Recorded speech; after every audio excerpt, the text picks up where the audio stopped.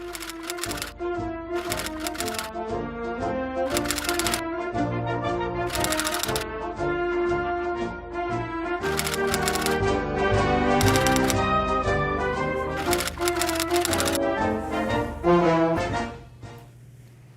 evening. Welcome to Chasing the Facts. It's November 12th, day after Veterans Day, so a belated happy Veterans Day to all of the nation's veterans. Thank you very much for your service. And with us this evening is Chairperson of the Chelmsford School Committee, Dennis King. How are you, Dennis? I'm very good. Thanks for having me on. Well, you're very welcome. We're glad to have you. And as we do with all of our guests, I'd like to start off by having you just giving us a very brief curriculum vitae, as we used to say in the old days, and also maybe give us a little insight as to how you got interested in serving the town on the school committee. Sure. So as you said, I'm currently serving on the school committee. I'm in my second term, so I'm in year 4, and I've enjoyed it so far. I've been a resident here in Chelmsford for almost 40 years now. Wow. Married to my junior high school sweetheart, Dana. We met in McCarthy Middle School quite a long time ago. We had 3 children, Maggie, Abby, and DJ, who all went through the Chelmsford schools.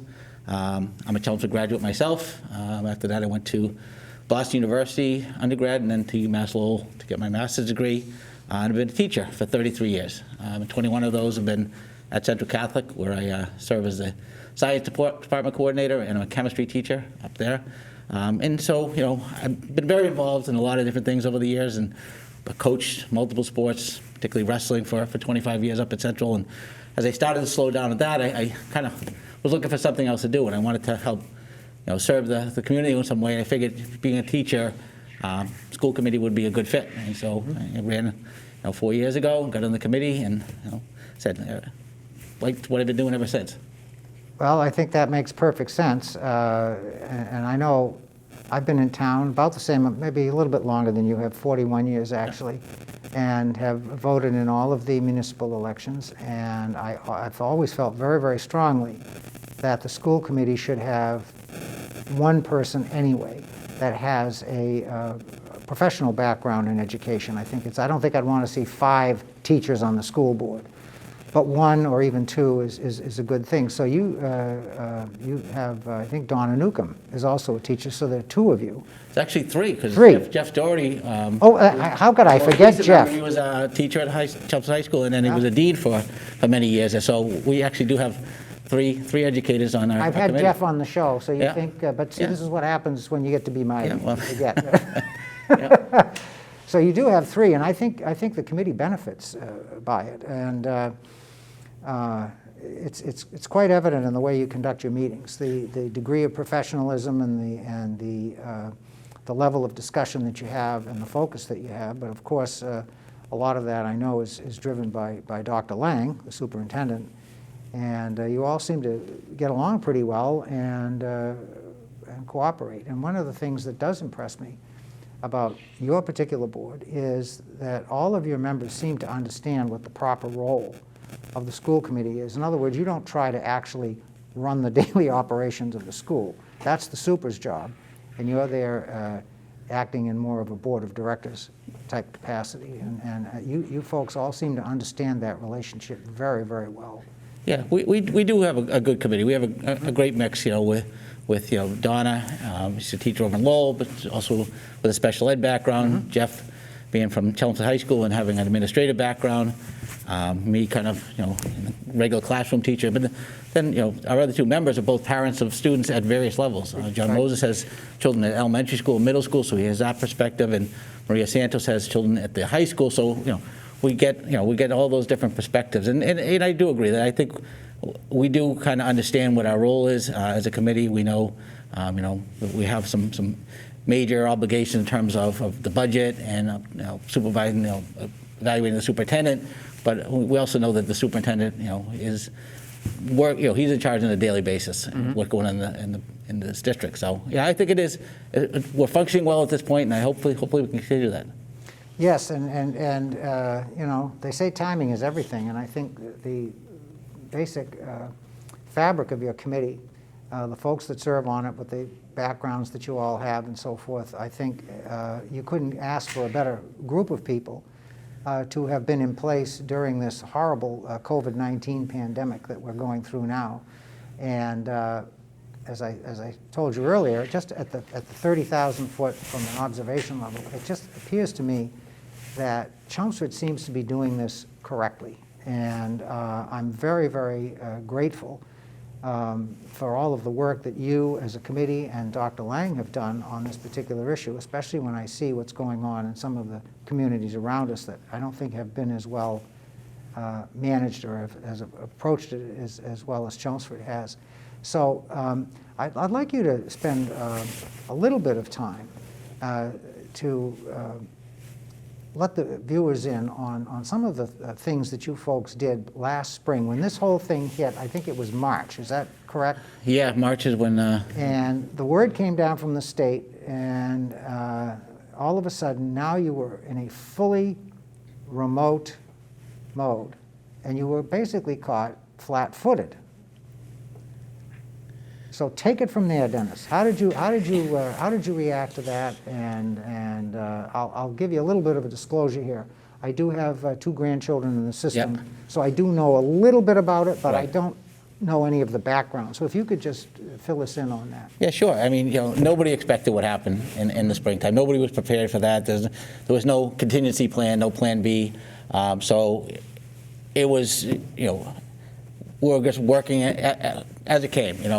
We just kind of trying to handle it all as it came to us. And at first, there wasn't a lot of guidance coming from the state, and so the districts did what they could to keep the students involved and still, interacting with their teachers. But it was kind of almost like don't teach them anything new, but just try to keep them up to date with what you were doing before. And then gradually, as the spring went on, that changed and there was more teaching going on, but it still wasn't to the level that we would have liked at that point. And then, come the summertime, a lot of work went into planning, if this continues, what would the fall look like, and how do we make it better? And, a lot of work by a lot of people, a lot of surveys went out to parents and even to students, a lot of committees that worked over the summer. There was numerous working groups. I happened to be the one that was looking at the different models, the hybrid model, the remote model, and the fully in-person model. And there were 3 different subcommittees to that committee, for each of the models. And then there was a parent input session on top of that had 30, 40 parents in each of the sessions. There were committees that studied facilities, safety, special education. I mean, there were dozens, if not hundreds, of people that were involved in trying to make things better when we started back in the fall. And we went through all the plans as a committee. We looked at all the different options, and we ended up choosing the hybrid option that we went with. And I agree. I think it's gone pretty well. I mean, all things considered, I teach too, and I'm teaching hybrid classes, and I have half my kids in front of me and half my kids at home. And I know it's hard. So is Central Catholic basically Yeah. doing the same thing as Chelmsford? Yeah, our model is a little different. We go week by week, so we'll do Okay. our A cohort one week and the B the next. But then when we're in school, well, the A cohort, the B cohort is online, and they're getting that same classroom experience. They're just on their computers or their iPads instead. So I know it's a lot of work, and it's different. Having taught for 30 years, you kind of get used to Right. to doing things one way, and then all of a sudden now you have to do it a totally different way. But I think our staff's done a fantastic job, in dealing with it, and we appreciate all the work that they're doing. And we're still looking for input from them. There were numerous groups that met through October to kind of get a feel for how the staff felt with how things were going. Some tweaks were made to some of the different components, like the arts and music schedule at the middle school level, kind of increase some of the opportunities there. So, it's an ongoing thing. It's not something that's set in stone that, this is what it was going to be from here on, but it's working well. And I had an opportunity actually last week to sit on a video conference with other school committee members as part of the MASC, which is the overriding school committee organization, and it was a lot of the other school committees from around here. And we hear some of the things that are going on in other districts. It really makes you feel for what we're doing here. A lot of other districts are struggling with their models, struggling with do they go remote or not. They have some asynchronous models where the kids aren't learning together, which cause difficulties. So I think knock wood, things are going well so far, and hopefully they continue through the rest of the winter. I know that they do have some difficulty in Lowell, but of course that's a different system. It's a different, Right. So I understand that the demographics are different. But what has impressed me all along, first of all, what impressed me was how quickly last spring the school department attacked this, and you were up and running immediately. And of course, you probably know that my wife is a former teacher at Chelmsford. She taught for 40 years in the system. And I mean, I understand what a teacher has to go through in order to prepare when circumstances are normal, okay? And I thought, all these folks turned on a dime, it seemed. One day my granddaughter's in school, and the next day she's home in front of a computer. And we helped because both my daughter and my son-in-law work full-time. So my wife and I took on the task of having the girls at our house to do their online learning. Thank God Candy was a teacher. Because if it had been me, suddenly, like Charlotte said, suddenly, Papa, it's 1955. I said, you're right, because that's how I learned things, But it's just amazing how quickly, and I got very little sense, and I'm sure the staff was very frustrated, but that never came through to us. I never saw any of that. Now, let me ask you, because obviously the staff is under a union contract. So I'm going to just take a wild stab here and say that this represents a complete change in working conditions. So did you have to go back and bargain all of this with the union? So pretty much through most of August and into September, we sat down, we met with the negotiating team from the union and tried to work out, working conditions that would benefit everybody, because it is different. We just actually finished negotiating a regular contract with them just prior, I think in the fall, and so now we have this whole new set of circumstances. And so we did. We met several times throughout August and September, and eventually, we reached an agreement with the union. And again, listening to some of these other communities, there are still communities out there that still don't have an agreement. They're 8 weeks into the school year, and there's still not an agreement in place, or there's a temporary agreement, and it's going to expire. I think Lowell's in that situation where it's going to expire in December, and now they have to renegotiate. So I think our staff and the unions have been very, very good in terms of understanding that this is going to be tough for all of us, and I appreciate all the work that they did. I mean, the union leadership really put a lot of effort into that, and you can show them. It's one of those things. If you don't hear any negatives, you have to assume that it went well. And I just don't recall hearing any news reports or anything of the kind reporting negatively on the negotiations that you folks had to go through with the union to get these changes made. It just seemed like it was almost. I mean, to an observer of the public here, it just seemed practically seamless. Okay. Now, how much cooperation? I'm going to assume you got some from our health department and guidance in terms of setting the various protocols and how you keep the schools open and the sanitary part of it, the cleaning and so forth. Could you talk about that a little bit? Superintendent and especially Peggy Gump, who's our head of our nurses, they're always in contact with Sue Rosa over in the Board of Health. I know Peggy and Sue, they communicate almost daily, and I know Jay is in communication with Sue at least once a week, and just see how things are going in the school, but also monitoring what's going on in the state. A lot of things have happened over the last week or so in terms of how the state is designating high risks and not. For a while there, Chelmsford was in the red, and then we were in the red with an asterisk, and now we're not in the red anymore because they changed the rules. They changed how they were putting those in there. And I think partly was that some communities were saying, "Oh, we're red, we're going to go remote right away."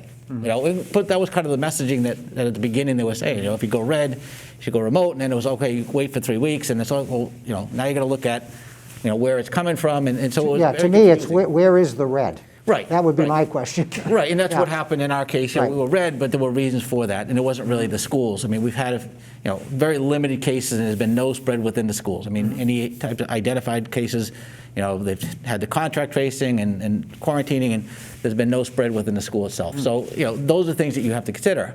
And I think the state as a whole said, this is this is probably not the right way, so they redid the map now, and now we're yellow. And now they're saying that they're encouraging more in-person learning, for across the state. I think some of these districts that went red, they're trying to get them to come back and go to the hybrid of the in-person type of model. I didn't hear it firsthand, it's thirdhand, but I'll ask you about it. I was told the other day that the governor was actually urging school districts to do more of the in-person learning. Is that true? Yeah, the governor, along with the Secretary of Education, Riley, they both came on, and they basically said that that if any COVID cases in the community are not affecting the schools, they were encouraging schools to do as much in person as possible. I mean, there's still limitations. I mean, you could say, yeah, well, let's increase how much in-person learning we have, or let's bring more kids in, but you still have the other guidelines in place, the spacing between the students and that type of thing. So you have to consider a lot of things, even staffing-wise. We have some staff that themselves are remote because of health concerns, and right. And so if you wanted to bring more kids in, you still need to have staff that can teach them. So there's a lot of moving pieces, and I'm sure we'll be talking about that in the committee next couple of meetings. Oh, sure. So, yeah. Now, what percentage of the students in the system are 100% remote? I want to say when we first started the model, it was around 30%. Okay. I don't know where we're at now. But that's a moving number. Yeah, it's a moving number for various reasons, and we're actually we just sent out a survey, I believe, last week to see if any parents would be interested in moving their student to a different model, say from remote to hybrid or vice versa. And we're still getting those results, and if they do, and if we can accommodate them, that's something we're planning to do after Thanksgiving. So if somebody has been hybrid and they want to go remote, that's not as difficult as the other way around, because if you're remote and going hybrid, now we have to make sure we have the space in the classrooms and the teachers and all that. So that's why we wanted to survey ahead of time and see where people were at. But I'm going to guess that there probably is a limit to how many people at this point you would be able to transfer from remote into classroom. Yeah, absolutely. It's going to vary from school to school, from grade to grade. So that's why we're gathering that data now, and hopefully we'll know more next week. Do we have somebody in the administration that acts as a sort of, for lack of a better term, a COVID-19 process coordinator? Do you have a person who's designated kind of to oversee this whole process? Yeah, Peggy Gump, who is our coordinator, nurse coordinator, and she does a great job. So is she the head nurse? She's the head nurse, and so she's the one that, if there is an exposure, she'll make sure that the close contacts are contacted and people know what the protocol is in terms of quarantining and that type of thing. I'm a little out of touch. The last head nurse I remember was Maureen Perry, so that was a few years ago. Yeah.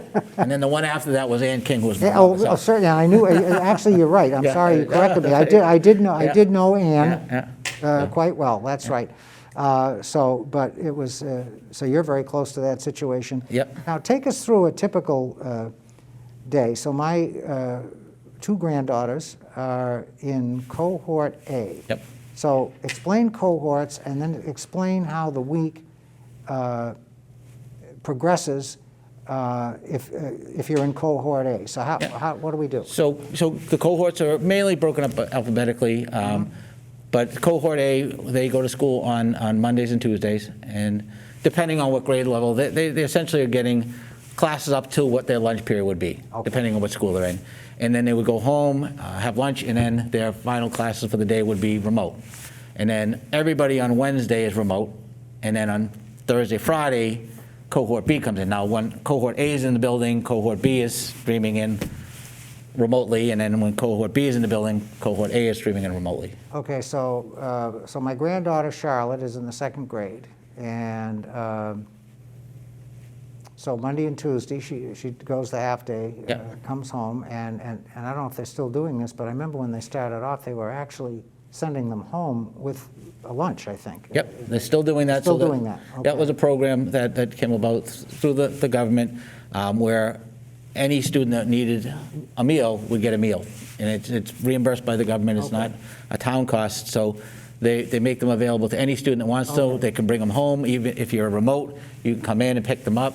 So, I mean, that's been a great, Oh, sure. I guess, a perk, I guess is a bad way of putting it, but it has been a great support to parents because one less thing to have to worry about is making lunch. Well, and those- and those folks that were relying on the school lunch, I mean, Yeah, they don't have absolutely. to, exactly, they don't have to worry. No, I think Right. that was very well thought Yeah. out, and it's done. So she gets home, and then she's, like, as you say, she's in front of the computer. Now, when the child is in front of the computer, is the child, and I should know this, but I haven't really been looking over their shoulder, is the child, is it the same as if she were in the classroom? In other words, are all the people who are in the, well, of course, in the afternoon, they're all remote. Correct. But in the morning, let's say it's Monday morning. So my granddaughter's in front of the computer. Now, is she in the class? Does she have access to the people who are in the school and who are remote? Yep. Okay. Yeah, that's so it's all a synchronous model. So All right. when she's in on Monday, Tuesday, the B cohort are streaming into that same Correct. class. And at the elementary level, there's a lot of support. And she from can parent interact forces. over the computer with the B cohort people? Correct. Okay, Correct. all right. And, via the teacher, via the paraprofessional, or a lot of the specialists are helping out. So there's, especially at the elementary level, there's a lot of support in the classroom. So, because again, elementary, I teach high school, so it's pretty easy. You're there in front, and you can expect that they're going to do what they need to. But in the elementary classroom, you have the teacher, you have a paraprofessional, maybe a specialist that are helping out. So between those people, they can interact with both the in-person and the remote children to give them what they need. I can't even imagine. The teacher is It's you're really asking an awful lot of the staff, and it just seems like they've been able to do it and without complaint. Oh yeah, like I said, our staff's been terrific with that. It's okay. I understand it's not easy. Yeah. Unfortunately, there is not really an alternative at this point. No, there isn't. Unfortunately, there's also not any end on the horizon. It would be nice if we could say, by February we're all going to be back to normal, No. and I think we'd all jump at that. But you don't know, No, you and don't so the know. uncertainty doesn't help either. Like, how long am I going to have to do this for? And there's still an awful lot that the medical community does not know about this particular disease. They're Yep. learning as they go along. So, Yep. and it could get worse, it could get better. We just, Right. to your point, we just don't know. Right. It's amazing. So now on Wednesday, when nobody is in the building, I'm going to make an assumption and say you probably use that as a time to, say, sterilize or sanitize or whatever the correct term is, to clean the buildings. Yeah, and I think that's one of the reasons why we went with that model, because So what does that process look like? What do they do? well, they clean the buildings every day anyways. I mean, it's Okay. very, and we've always done, our custodial staff has always done a good job keeping up our buildings, but I think even more so now in this situation, when the students leave and the teachers leave, on those days they're there, they thoroughly clean, but on Wednesdays they're able to really get into the nooks and crannies and make sure that everything's been sterilized and needs to be. And then you have then basically that day for everything to kind of clear out, and then you bring your cohort B in, and then you do the same thing over the weekend, and you have a couple days. So I think that's one of the reasons why we went with that model. It does give you time to make sure that you have time to clean up and make things as safe as possible. Now, in terms of teaching staff, have you lost anybody because of this? People have said, gee, I don't feel comfortable in this particular mode. I'd rather opt out. I mean, have we lost staff because of that? There are some staff that have taken leaves. Okay. There are some staff that have requested to be remote. We do have some staff that are just teaching fully remote. Fully So remote. there are as a component of students where they're just remote. So they're not streaming into any class. They're Okay. just with the same teacher every day, remote. And that, again, it varies at grade levels. Has this affected staff levels at all? Have you had to add people because of this situation? Yes, yeah. So and we're still looking to add. So if Okay. anybody out there would like to be a substitute teacher or come in. Well, that was going to be my next Yeah, question. okay, well, How do you handle substitutes? That's been a difficult part right now, Yeah. is handling that. So if you're free and you want something to do during the day, but no, that has been an issue. You put me in front of a classroom, you'd have a revolution, I guarantee you. Again, I'm from the 1950s. No, but that has been an issue. And, Yeah. again, we've done a pretty good job with it, but we could always use more staff. And I think, if we had more staff too, that would make transitioning to more time in the classroom and more people in the classroom a little bit easier. Now, and I hate to do this to you, but I'm going to do it anyway. You're pretty well organized. The program seems to be moving along pretty well, and thank you for all of your explanations. I've learned something just listening to you, and hope this has been helpful to our audience. Now the state says, okay, the situation is a lot worse for whatever reason. Chelmsford, starting next week, you have to go full remote. Yep. You're ready for that, right? We're ready for that because Okay.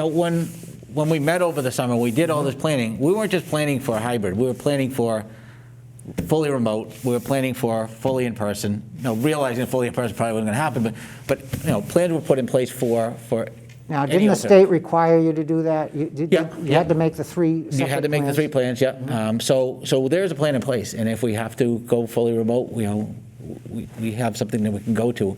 Hopefully it doesn't get there. Well, that's it. This isn't last spring. Right. If Right. you have to go fully remote, you're not flying blind. Nope. Okay, No. so basically the infrastructure is already there Correct. so that you can do that. Right, Okay? right. Probably the biggest problem would be for parents and caretakers who are relying at least somewhat on the school department to have their kids for 2 half days a week anyway. Absolutely. No, yeah. I know that would change my daughter's Yeah. dynamic Yeah. if they had to go fully remote. So it's amazing. So that's good. I want people who are maybe listening to be fully assured that if that circumstance happens, you guys are ready to go. Yeah, absolutely. And it's on a dime you can turn. That's good. Now, what is all this doing to your to MCAS? Well, last spring they had to cancel MCAS for obvious reasons. So now a couple of questions. One question is, what about those students that didn't? What are the sophomores last year that weren't able to take it? Are they going to make them take it this year? Are they going to make them take it senior year? And then, what are they going to do with this year's sophomores? And there's been a push in various fields to just do away with the MCAS for the time being, to give like a 3-year moratorium, let this kind of play through the system, and then start them back up again. But then there's problems with that too. There's a scholarship that's attached to MCAS, the Abigail Adams. So how do you handle that if you decide, okay, we're not doing the MCAS for 3 years? How do you allot something like that? And a lot of people rely on that scholarship. So, I know that was an issue. The MASC had their big conference, and that was one of the things that was on the docket, is to discuss that. I'm not sure how the vote turned out in that, in terms of whether to support, doing away with MCAS for another year or not, or to not. I think they may even tabled it, because like a lot of things, there's a lot of moving parts to it. Mm-hmm. And that's for a lot of people, that's an emotional subject to begin with, even without the COVID. I know you've got your detractors of MCAS and your supporters of MCAS and so on. Yeah, you probably don't want to get me on that topic. Oh, no. We only have a couple No, of minutes. no, you only got 2 minutes. That would be a half an hour or so. Oh, absolutely. Yeah. And, I think most people who are close to a school situation have their opinions on Yep. that subject. And, Yeah. I see both sides of it, really. Right. So anyway, as you said, we've got a little less than 2 minutes. Is there anything you want to bring up in the last minute and a half of the show? No, just to say that I appreciate all the work everybody's doing. The teachers, the parents at home. I mean, as you know, it's not easy on them either, and they have to do, a lot more than they've had to do before in terms of this child's education, and it's appreciated by the teachers, by us. The work that the superintendent and his staff have done has been amazing. And just the town in general. The town in general has always been supportive Yes. of the schools. The town manager has been very supportive. Yes. The board of selectmen, the finance committee, the voters. The last few years at town meeting, the budget has passed overwhelmingly, and I think that just shows that people value education here in Chelmsford. They see that a good education system benefits the town in many, many ways. So without that support, this would not, it wouldn't have been as seamless as you think it was. Absolutely, and I've been, as you know, I've been in town government now for almost 30 years, and I certainly remember times when the relationship between the municipal administration and the school department was, shall we say, a little less than ideal. Right. And we all know what that looks like, and since, and I would say, it's a team effort on your side. You've got, I think, a first-rate school board, and you've got a first-rate school administration. Yep. And over the last 5 years, it's just, it's been great to see that kind of collaborative effort. And this whole business of how you've addressed COVID and everything certainly proves that those relationships are working well. Well, thank you very much, Dennis. Well, thank you for having me. Okay, you're very welcome. We'll have you again sometime. Okay.